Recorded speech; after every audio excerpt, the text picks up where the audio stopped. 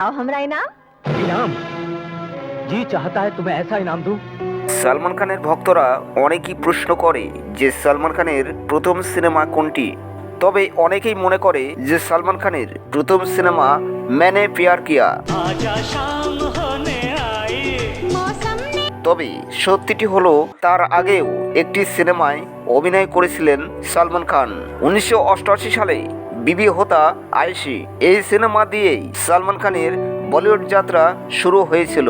তবে এই সিনেমায় পার্শ্ব অভিনেতার চরিত্রে অভিনয় করেছিলেন তিনি।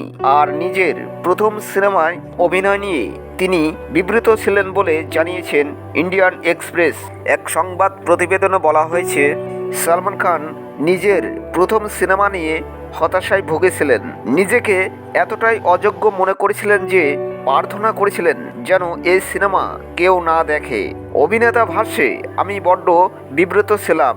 2006 সালে প্রভু চাওলা সঞ্চালিত টিভি শোতে সালমান খান বলেছিলেন তিনি সিনেমাটির পরিচালক হতে চেয়েছিলেন, কিন্তু বয়স এতই কম ছিল যে পরিচালক হিসাবে কাজ করা হয়নি। তবে সে সময় নায়ক হওয়ার যোগ্যতা তার আছে বলে তিনি মনে করেননি।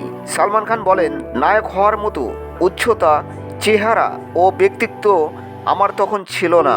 তখন এত খারাপ কাজ করছিলাম যে রীতিমতো প্রার্থনা করছিলাম যেন কেউ এই সিনেমাটি না দেখে।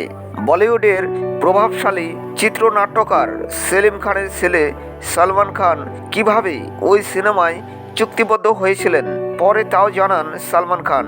তিনি বলেন, পরিচালক ওই চরিত্রটির জন্য অনেকে প্রস্তাব দিয়েছিলেন, তাদের প্রত্যেকেই প্রত্যাখ্যান করেছিলেন। ছোট বড় নানা কারণেই তারা চরিত্রটি পছন্দ করেননি। সে সময় পরিচালক জে কে বিহারি হতাশ হয়ে বলেছিলেন, এরপর যে ইডিয়ট আসবে তাকেই সই করা হবে। সেই ইডিয়ট ছিলাম আমি।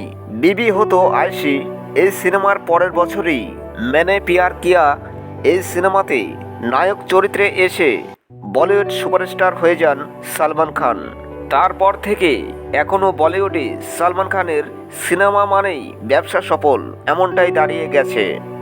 বন্ধুরা, আরও অনেক কিছু জানতে চ্যানেলটি সাবস্ক্রাইব করে পাশে থাকেন।